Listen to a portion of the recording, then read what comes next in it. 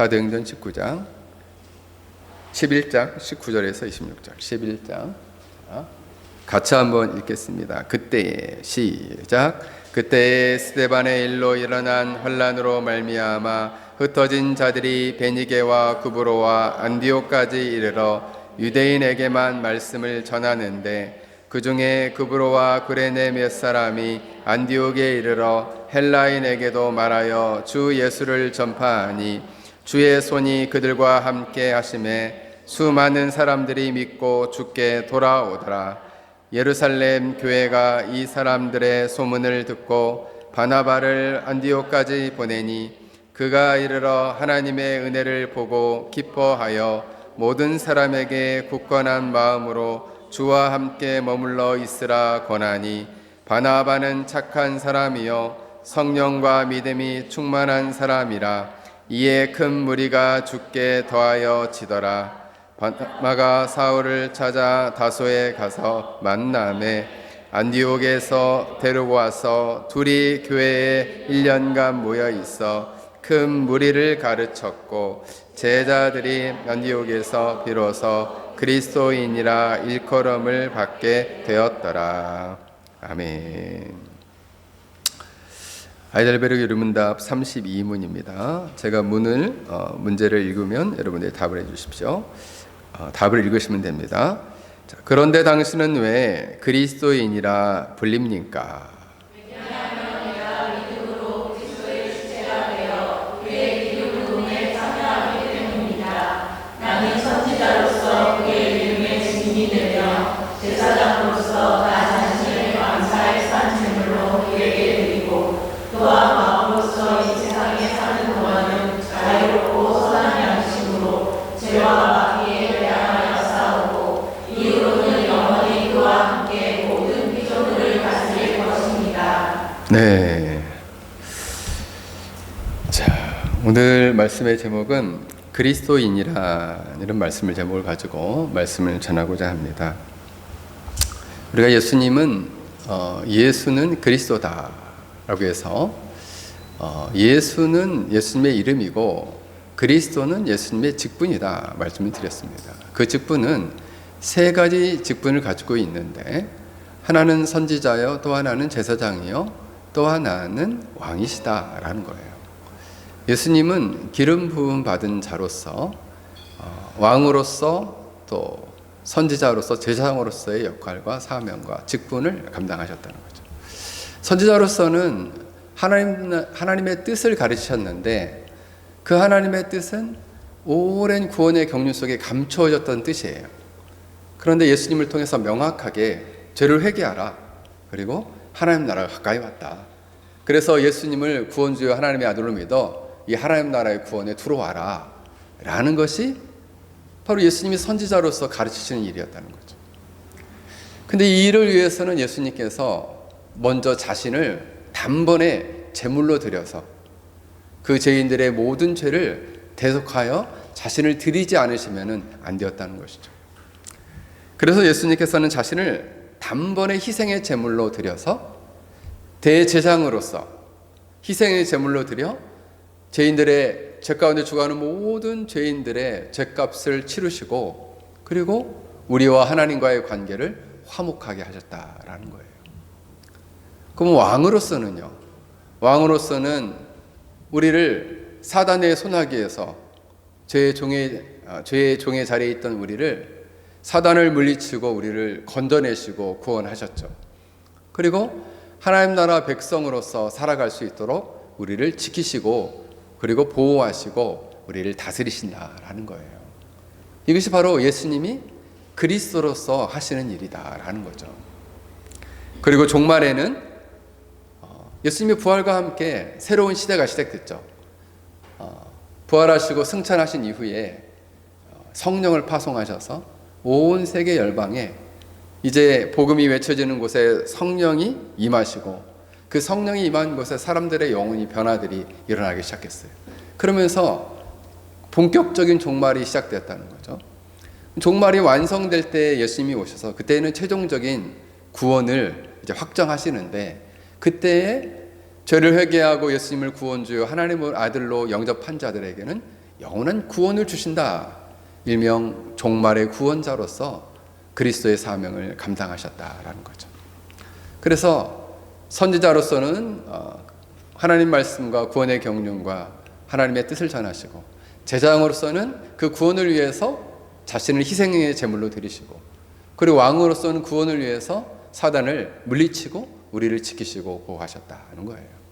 그리고 마지막 저 종말 세상 끝에서 우리를 최종적으로 종말의 하나님 나라의 구원으로 완성하실 거다. 그래서 그분이 그리스도라는 거죠. 그렇다면 우리는 왜 그리스도인이라고 불리게 되었는가? 바로 이제 예수님은 왕으로서, 선지자로서, 제사장으로서 그 사명을 감당할 때에 성령의 기름 부음이 있었어요. 근데 이 기름을 붓다라는 의미는 이제 기름을 붓다라는 의미는 그 사명, 왕으로서, 선지자로서, 제사장으로서 사명을 감당할 수 있는 공식적인 임명을 했다, 세웠다라는 의미가 있고, 또 하나는 그 일을 할 수 있는 능력과 놀라운 힘과 지혜를 그에게 은사로서 부어주셨다라는 거예요.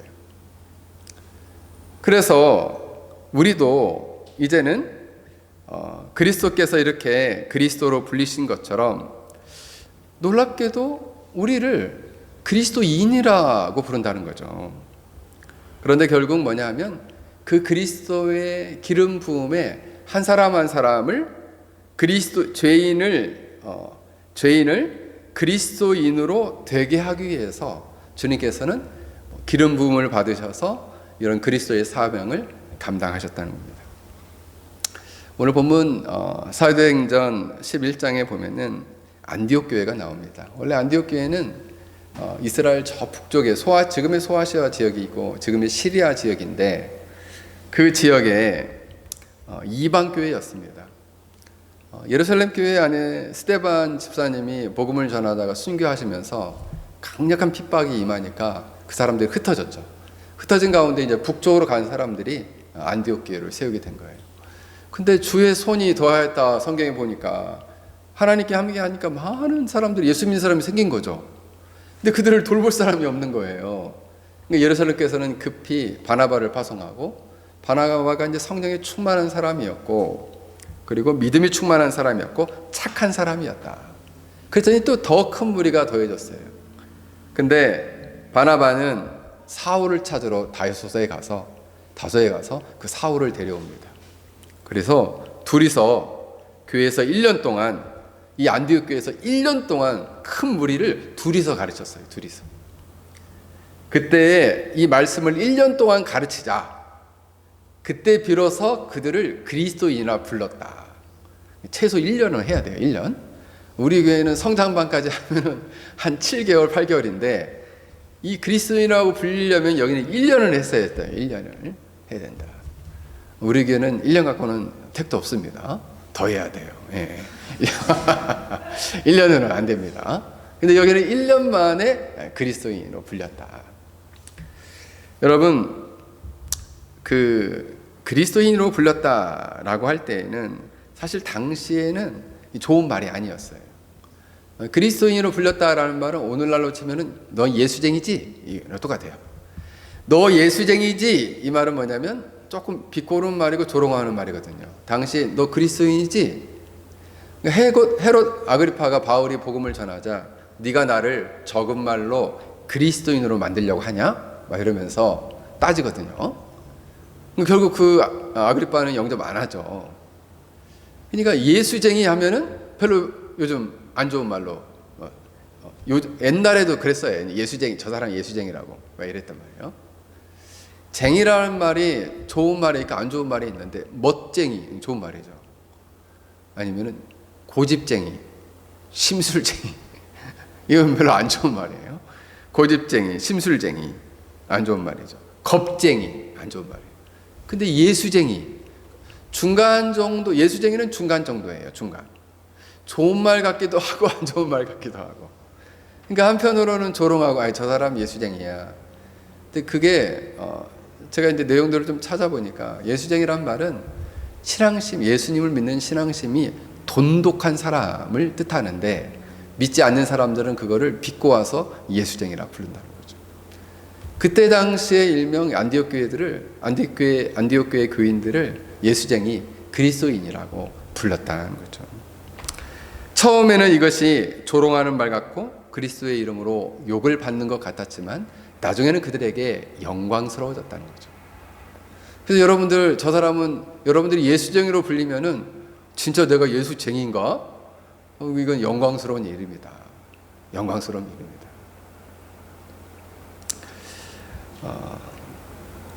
어느 한 교회 집사님이 교회에서 이제 영혼들을 섬기고, 참 이분이 은혜를 많이 받아서 이 바나바처럼 참 착했던 사람인 것 같아요. 그래서 마음이 착하니까 이제 이 자기 집 주위에 어려운 사람들을 이렇게 잘 돕고 잘 섬기고 그랬던 모양입니다.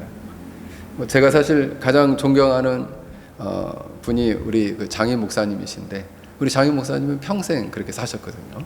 알코올 중독자들을 평생 섬기셨고, 또 주위에 가난하고 힘든 분들을 위해서 평생 그분들을 또 섬기시고, 또 그분들을 섬기는 일을 하셨는데, 그 집사님도 그러한 이제 인생을 살았습니다. 그랬더니 한 청년이 그 집사님한테 그랬대요.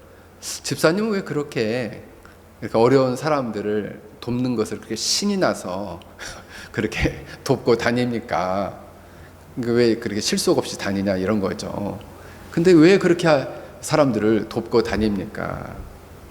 그때 이 집사님이 웃으면서, 나는 예수님의 사랑을 받았고 그 사랑을 누리고 나니까 나도 그 사랑을 나눠주고 싶어서 그렇게 다닙니다. 그래서 그 예수쟁이로서의 그 빛을 바란다는 거예요. 우리가 그리스도인으로 불린다는 것은 결국 그리스도인으로서의 찬란한 신앙의 빛, 그 신앙의 빛은 삶의 빛으로 나타나야 한다는 거죠.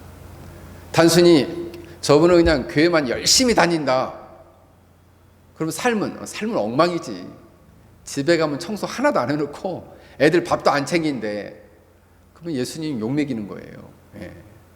저분은 가정도 너무, 집도 가면 깔끔하고, 그리고 열심히 남편도 잘 내조하고 아이들도 잘 케어하고, 또 삶에 있어서 정말 그 바쁜 가운데서 어려운 사람들 잘 돕고 섬긴다더라.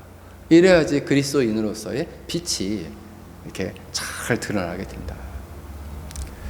어찌 보면 예수님께서 그리스도로서 그 사명을 감당하신 것은 우리 한 사람 한 사람을 그리스도인으로 삼으시기 위함이었다라는 거예요. 그러면 우리는 어떻게 그리스도인, 그리스도의 지체가 될 수 있는가? 어떻게 그리스도의 지체가 되어 기름 부음에 참여할 수 있는가? 오늘 우리 문답에 보면은 내가 믿음으로 그리스도의 지체가 됩니다, 이렇게 말합니다. 그리고 내가 믿음으로 그리스도의 지체가 되어 그의 기름 부으심에 참여하기 때문입니다. 그래서 내가 그리스도인이라고 불립니다. 그리스도인이 되기 위해서는 믿음이 필요해요. 그 믿음을 통해서 그리스도와 한 몸을 이루면 놀랍게 예수님께서 기름 부음, 성령의 기름 부음을 받아서 놀랍게 사역을 감당했던 것처럼 우리도 주님처럼 살 수 있게 된다는 거예요. 너무 놀라운 원리 아닌가요?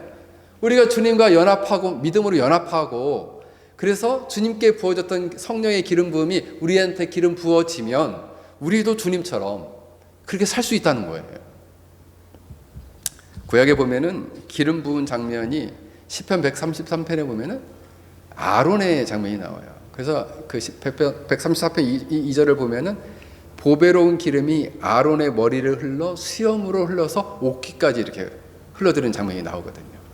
근데 이 아론은 대제사장이어가지고 이 어깨에 12개의 보석이 박힌 옷을 입었고, 그 12개의 보석, 또 가슴 흉배에도 12개의 보석이 있었어요. 6개 여기 위에 있는 6개 있는 거는 지파의 이름이 있었고, 12개의 보석을 갖고 있던 것도 그 보석 자체도 12지파를 가리켰어요. 그러면 뭐냐면 이스라엘 전체를 가리키는 거예요. 아론에게 기름 부은 것은 이스라엘 전체에게 기름을 부은 것처럼 보여요. 예수님이 교회의 머리죠. 그래서 그 믿음으로 말미암아 그리스도의 거룩한 몸된 교회로서 그리스도와 연합한 사람은 그리스도의 기름 부음에 그렇게 동참할 수 있게 된다라는 의미를 담고 있습니다. 그래서 그리스도로 말미암아 기름 부음을 부었다는 것은 하나님께서 그를 그리스도인이라고 공식적으로 임명하는 것이고, 그리스도인으로 임명받을 뿐만 아니라 그 직분에 합당한 능력과 은사를 부어주신다라는 거예요. 능력과 은사를 부어주신다. 아까도 제가 공부할 때 잠깐 언급했지만 제가 가르쳤던 그 제자 목사님도 은사들이 좀 각각 다른 것 같아요. 은사.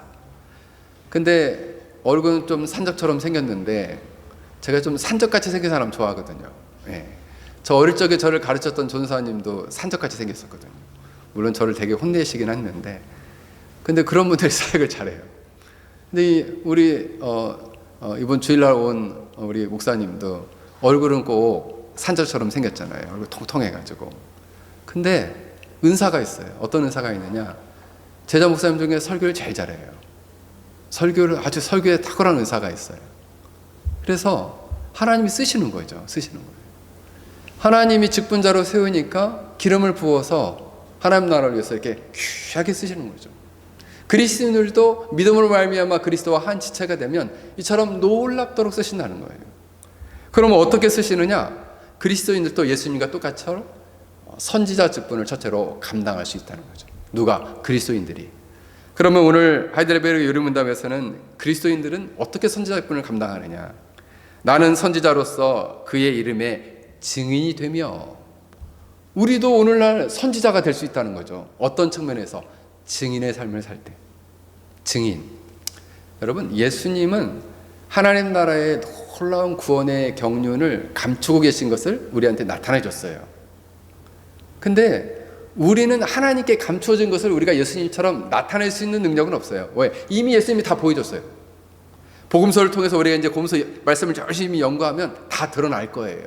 왜? 이미 다 말씀하셨어요. 우리는 이렇게 예수님처럼 구원의 경륜을 우리가 직접 하나님께 받아서 가르쳐주지는 않아요. 그런 선지자로서의 역할은 아니지만 예수님이 구원주이시고 종말의 구원자이시고 하나님의 아들이라는 사실을 믿게 되었죠. 그래서 그 믿게 되어서 우리가 예수님은 나의 구원주이시고 하나님의 아들입니다 라고 고백함으로써, 가장 먼저는 고백하고 시인함으로써 선지자 역할을 감당하는 것입니다. 다시요. 내가 예수님이 나의 구원주이시고 하나님의 아들이시고 나를 다스리는 왕이십니다 라고 고백함으로써 내가 선지자 역할을 현재적으로 감당하고 있는 것입니다. 시인함으로써. 그래서 마태복음 10장의 32절 33절을 보면, 너희가 사람들 앞에서 나를 부인하면 나도 하나님 앞에서 너희를 부인할 것이요, 너희가 사람들 앞에서 나를 시인하면 나도 하나님 앞에서 시인하겠다. 여러분, 많은 사람들 앞에서 내가 예수 믿는 사람이라고 고백하는 거 쉽지 않습니다. 쉽지 않아요. 우리 김민재 집사님 회사에서 나 예수 믿는 사람입니다, 많은 사람들 얘기하는 거 쉽습니까? 어렵습니까?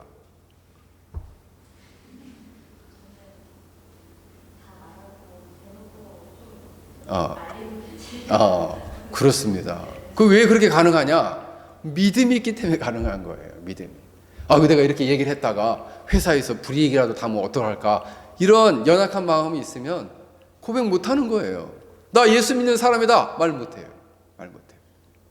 나중에 사람들이 그죠? 예수 믿는 사람이었어? 몰랐어. 나중에 깜짝 놀라서 예수 믿는 사람이었어? 사실은 그게 가장 큰 욕이래요. 그리스도인들한테 가장 큰 욕이에요. 교회 다녔어? 가장 큰 욕이래요. 그전에는 너나 나랑 똑같았잖아. 근데 내가 몰래 교회 다녔어? 나랑 술도 마시고 못된 짓 못하고 같이 했는데 너 교회 다녔어? 이런 거죠. 창피한 얘기죠. 그때는 커밍아웃 하지 말아야죠. 영광을 가리잖아요. 선지자로서 성령 하나님의 기름 부음을 받지 않는 사람은 하나님의 말씀을 깨달을 수도 없고 확신할 수도 없고 증인의 역할을 감당할 수도 없다. 기름 부음을 받은 사람은 말씀을 깨달아요. 성령 하나님이 기름 부음을 부으시면, 오늘 우리 하나님 나라 배웠는데 오늘 마태복음 왜 이렇게 어렵습니까? 물론 좀 어렵습니다. 지금 이번에 이게 논문에 가까운 글이다 보니까 좀 어려워요. 근데 성령님이 또 깨닫게 하시면은 깨달아진다니까요. 할렐루야. 네, 두려워하지 마시고 목요일 올 때마다 성령님 좀 도와주십시오. 요즘 목사님 너무 어렵게 하시는데 조금 좀 도와주십시오. 기도하면 되잖아요. 성령님이 깨닫게 해주죠. 성령이 기름 부음이 있으면 깨달아줘요. 저도 뭐 처음부터 깨달았겠어요? 계속 기도했어요. 저도 하나님 좀 마태복음 좀 보여주십시오. 하나님 나라 좀 성경 전체에서 이렇게 쫙 하고 좀 보여주십시오.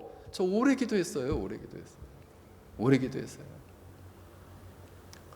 근데 성령이 기름 부음을 있게 되면 깨달아지고, 그리고 확신을 갖게 되고, 확신을 갖게 되니까 증인으로서의 삶을 살 수 있게 되었다는 거죠. 하나님께서 여러분들을 주님의 자녀로 부르신 목적이 뭘까요? 그것은 바로 그리스도인의 증인으로 살라고 여러분들을 부르신 거예요. 복음의 증인으로 삼으시려고 여러분들을 부르셨다는 거죠. 사실 예수님이 십자가에 죽으시고 사람들은 이제 예수님 죽었다, 제자들도 죽었다, 부활하실 거 사실 생각을 못 했거든요. 근데 그래서 예수님이 정말 죽으신 다음에 예수님이 나타났을 때 제자들이 처음에는 못 알아봤어요. 예수님인 줄을 몰랐어요. 왜? 확신이 없었거든요. 예수님이 살아생전에 내가 3일마다 부활할 거다고 말씀을 하셨는데, 그를 3번 말씀하시거든요. 제자들한테 3번씩이나 말씀하는데도 확신이 없었어요. 그리고 예수님이 나무 십자가에서 죽었다, 죄인으로. 그러면은 구약의 관점에서는 나무 십자가에 매달려 죽어? 저주받은 인간이네. 그래서 일부러 예수님을 나무 십자가에 못 박은 거거든요. 까불지 말라고. 유대인들 안에서 예수를 따라다니지 말라고 일부러 나무 십자가에 못 박은 거예요. 저주받은 십자가니까. 그래서 사람들은 확신하지 못했어요. 근데 자기 죄로 말미암아 예수님이 저 나무 십자가에 저주받아 죽은 줄 알았는데 3일마다 부활하신 거예요. 그러면 그 부활하신 것은 하나님이 살리신 것인데, 자기 죄 때문에 죽었다면 하나님이 살리실 리가 없죠. 그렇게 되면서 사람들이 생각한 거죠. 예수님이 십자가에서 죽으시고 부활하신 것은 자기 죄 때문에 죽은 것이 아니구나. 그럼 누구 죄 때문에 죽었지? 바로 우리의 죄 때문에 죽었구나. 그때 그 말씀이 생각났어요. 어느 말씀이 생각나냐? 마가복음 10장 45절. 그 말씀이 어떤 말씀이냐? 인자가 온 것은 섬기려 받으려함이 아니요, 도리어 섬기려 하고 자기 목숨을 많은 사람의 대속물로 주려 함이니라. 예수님이 그 십자가에 죽으신 것이 많은 사람들을 위해 살아생전에 대속물로 주신다고 했는데, 다른 사람의 죄를 대신하여 희생의 제물로 죽기 위해서 예수님이 죽으신 거였구나. 그러니까 하나님이 그를 다시 살리셨다. 바로 이분이 메시아고 하나님의 아들이시고 그리스도구나 라는 확신과 믿음을 갖게 될 때 그들이 담대히 나아가서 죽기까지 복음의 증인이 됐던 거예요. 왜? 확신하게 됐거든요. 그 예수님은 요셉의 아들 마리아의 육신의 아들이 아니야. 참 인간으로 오셨지만은 하나님의 아들이셨어 라는 확신을 갖게 된 거예요. 그래서 복음의 증인, 그리스도의 증인의 삶을 살았다는 것입니다. 사랑하는 성도 여러분, 여러분들도 그리스도와 연합된 자로서, 그렇죠? 그리스도인으로서 선지자 역할을 어떻게 감당해야 할까요? 이처럼 그리스도의 증인된 삶을 통해서 여러분이 만나는 사람들한테 얘기해 보세요. 예수님 믿어보라고. 얼마나 좋은 줄 아냐고. 근데 실제로 내가 믿어봤더니 별로 안 좋아. 그러면 사람들 앞에서 얘기하겠어요? 야, 믿어보니 별거 없더라. 말 못해요. 근데 내가 예수님 믿고 너무 행복해요. 나 예수 믿고 나도 진짜 너무 행복해졌어. 좋은 형제도 만나고 자매도 만나서 결혼도 해서 정말 예쁜 애들 낳아가지고 사는데 나 진짜 예수 믿고 나서 너무너무 행복해졌다. 만나는 사람한테 얘기 다 하죠. 왜? 자기 진짜 행복하니까. 그죠? 여러분들이 그런 사람들이 돼야 돼요. 페낭 열린교회 다니는 성도들은 막 은혜의 말씀에서 막 행복해 죽는다더라. 이런 소문이 나야 되거든요. 편하게. 소문이 나야 되거든요. 우리도 좀 말씀의 은혜 좀 받고 좀 행복해집시다.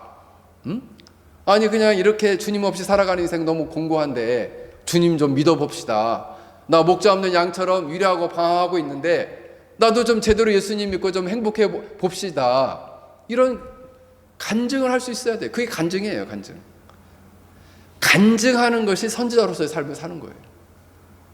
예수님이 구원주 메시아로 고백하는 것이 선지자로서의 삶을 사는 것이다. 여러분들이 이와 같은 삶을 살 수 있길 주의 이름으로 간절히 축원합니다. 두 번째로 우리가 제사장으로서 우리는 그러면 어떻게 살 수 있는가? 나 자신을 감사의 산 제물로 드리고 이렇게 말씀하고 있어요. 하이델베르 문답에서는 나 자신을 감사의 산 제물로 드려라. 여러분, 예수님의 이 제사장 사역과 우리의 사역과는 큰 차이가 있죠. 예수님은 단번에 모든 인류 그리고 구원하기로 한 자기 백성들을 위한 모든 죄를 한꺼번에 짊어진 단번에 자신을 제물로 드린 단번에 희생의 제물이요 단번에 대속의 제물이요 형벌의 제물로 자신만 유일하게 딱 한 번 예수 그리스도만 드릴 수 있었어요. 다른 사람들은 안 돼요. 다른 이름을 주신 바는 없어요. 우리 지난주에 제가 설교했던 것처럼 딱 예수님 한 분만, 유일한 예수님 한 분만이 제사장으로서 단번에 자신을 제물로 드릴 수 있었다는 거죠. 그래서 우리를 구원해 주셨다는 거예요. 왜냐하면 그분만이 무죄하신 분이기 때문에 하나님의 공의를 만족시킬 수 있었다라는 거예요. 그러면 우리는 이러한 예수님의 속죄의 제사의 근거에서 우리도 순간순간 예수님의 이 속죄의 은혜를 의지하고 그리고 우리 자신을 이제는 감사의 제물, 일명 산제사로, 거룩한 산제사로 드려야 한다라는 거예요. 그게 제사장적인 삶을 사는 거예요.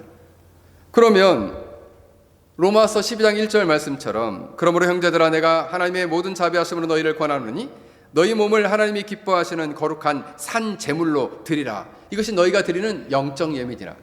구약의 제사는 죽은 제물이었어요. 죽여서 피를 쏟게 하고 가죽을 벗기고 살을 각을 떠가지고 그 제단 위에서 이렇게 싹 태워서 번제로 드렸거든요. 그러면서 속죄를 받는 것이었다면 너희들은 그렇게 죽이지 말고 살아있는 채로 산 제사로 여러분의 존재와 삶 전체를 하나님께 제물로 드려라는 거예요. 이거 어마어마한 겁니다. 우리의 전 존재와 삶을 모두를 하나님께 산 제물로 드려라는 거예요. 삶 하나하나 다. 우리 가정생활, 직장생활, 교회생활, 이 패랑생활 다 하나님께 산 제물로 드려라는 거예요. 살아있는 예물로 감사의 제물로 드려라는 거예요. 어떤 삶을 살려면? 제사장적인 삶을 살려면. 그러면 거기에는 거룩함이 따라와요. 거룩한 산 제사로. 거룩해져야 돼요. 그런 점에서. 로마서 12장 1절에서는 1장 2절에서는 그럼 거룩한 산 제물로 드리는 삶을 살기 위해서는 어떻게 해야 되느냐? 세 가지를 말하죠. 첫 번째, 이 세대를 본받지 말아라. 세상 사람들이 하는 대로 하지 말라는 거예요. 이 본문은 원래 이렇게 그 프레스로 찍듯이 똑같은 모양대로 이렇게 찍는 걸 말하는 거거든요. 풀빵 찍듯이 풀빵 똑같이 나오잖아요. 붕어빵 똑같이 나오는 것처럼 세상 사람들이 그렇게 똑같이 찍는 대로 똑같은 모양으로 살지 말라는 거예요. 그걸 본받지 말라는 거예요. 이것은 결국 뭐냐면 하나님 없는 인간 중심의 그런 악한 풍습과 타락한 생활 방식을 쫓지 말라는 거예요. 왜냐하면 너희는 거룩한 산 제사이기 때문에, 감사의 산 제사이기 때문에 그렇게 살면 안 된다. 마음을 새롭게 하여 두 번째로는 변화를 받아라. 말씀과 진리가 심기어져서 그 마음이 새로워져요. 성령의 기름 부음을 통해서 그 영혼 전체가 새로워져야 하는 거죠. 새로워져야 돼. 생각도 새로워지고 마음도 새로워지고 말도 새로워지고 행동도 다 새로워져야 돼요. 어떤 사람은 그리스도인으로서 산 제사가 되려면, 거룩한 산 제사가 되려면 말에서 막 욕 나오면 되겠어요? 산제사가 안 되잖아요. 욕 나오는 산제사 하나님 받으시겠어요? 안 받죠. 그럼 어떻게 받겠어요? 항상 감사. 하나님 감사합니다. 없어도 감사하고 있어도 감사하고 이렇게 하루 건강 주신 것도 감사하고 감사의 산 제물로 모든 것이 다 감사해요. 제가 어제도 우리 성당만 공부하는 분들한테 얘기했습니다.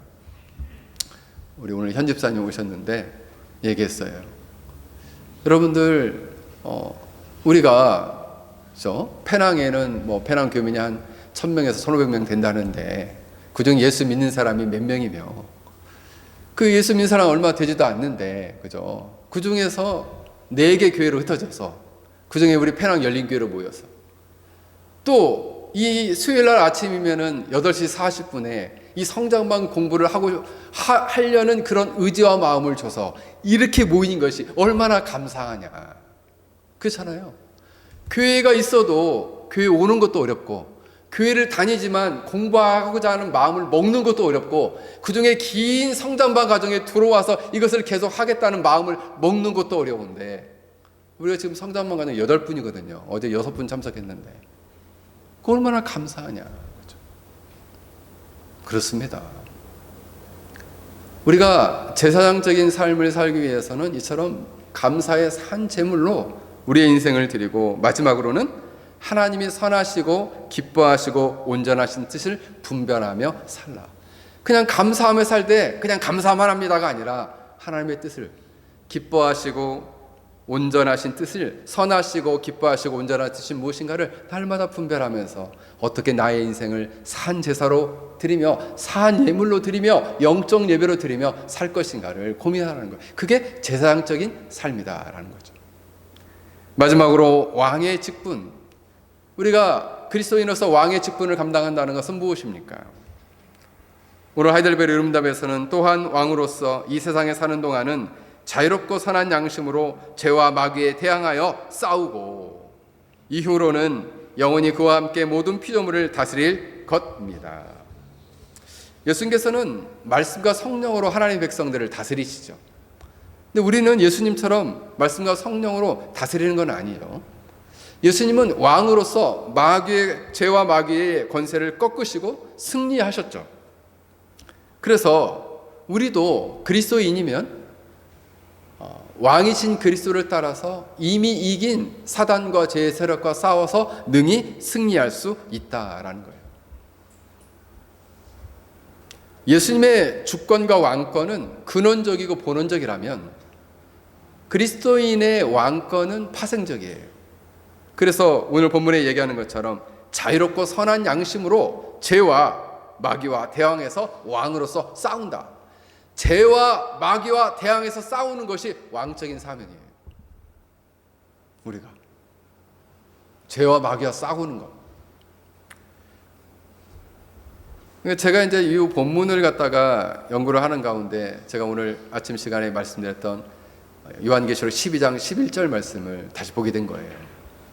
거기 보면은 사단의 싸움과 사단과 싸워서 이기는 3가지 방법이 나오는데 가장 대표적인 것은 바로 뭐냐?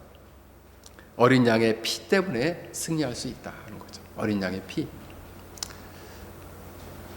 제가 잠깐 이야기했던 것처럼 예수 그리스도의 이 요한계시록 12장에 나오는 하늘 전쟁에서 사단이 쫓겨나는 그 장면은 예수 그리스도의 십자가의 죽음과 부활을 통해서 그 구원의 능력에 힘입어 미가엘 선지자가 하늘의 전쟁에서 승리해서 그들이 하늘에서 떨어진 사건이라고 그레고리 빌은 해석했다 말씀을 드렸잖아요.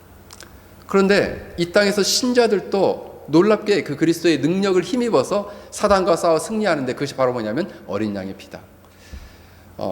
요한계시록 12장 8절 9절에 보면 사탄은 참소하는 자로 나옵니다. 참소한다는 얘기는 고소한다는 얘기예요. 이 사람은 무슨 죄를 졌습니다 라고 고소하는 거거든요. 근데 예수님의 십자가의 어린 양의 피가 그 죄를 씻었습니다 하니까 고소거리가 없어지는 거예요. 그래서 승리하는 거죠. 그전에는 저는 이러이러한 죄를 졌으니 너는 나의 종이야 라고 이야기하죠. 너는 죄의 종, 마귀의 자식이야, 마귀의 자녀야 라고 한다는 거예요. 그런데 예수 그리스도의 십자가의 죽음과 보혈의 피가 죄의 지배, 사단의 지배, 사단의 통치를 종식해버린 거죠. 승리하신 거예요. 어린 양의 피로써 승리했기 때문에 더 이상 사단이 우리를 지배할 수 없고, 우리가 더 이상 마귀의 자녀일 수 없고 하나님의 자녀라는 거죠. 더 이상 죄의 종일 수 없고 의의 종이라는 거예요. 그래서 승리하셨다라는 거죠. 신자도 이처럼 그리스도의 십자가의 보혈의 능력으로 승리할 수 있고, 두 번째는 자기의 증언하는 말씀으로 교회도 승리할 수 있다. 이건 바로 뭐냐면 복음 전파예요. 바로 예수 그리스도를 증언하는 말씀이거든요. 그러니까 예수 그리스도를 증언하는 복음을 증거함으로써 쟤들이 복음을 증거하자 하늘에서 별이 떨어졌던 것처럼 사단의 세력들이 꺾여지고, 그리고 그곳에 하나님의 나라의 통치가 확장된다는 거예요. 그러므로 우리가 교회는 그러므로 궁극적으로 승리하게 될 것이라는 거예요. 그러므로 우리도 왕적인 직분을 그런 식으로 감당할 수 있다라는 것입니다. 말씀을 맺겠습니다. 지상에서 전투하는 교회는 사도행전 20장 24절 말씀처럼 나의 달려갈 길과 주 예수께 받은 사명 곧 하나님의 은혜의 복음 증거하는 일을 마치려 하면은 나의 생명을 조금도 귀한 것으로 여기지 아니하노라. 이렇게 왕직의 사명을 감당하는 사람은 궁극적으로 자기 생명을 아끼지 않고 순교적인 일사각오의 마음을 가지고 그러한 삶을 그리스도인으로서 죽음을 각오하고 복음 전파의 삶에 헌신한다라는 것입니다. 여러분들이 이와 같은 삶을 살 수 있기를 주의 이름으로 간절히 축원합니다.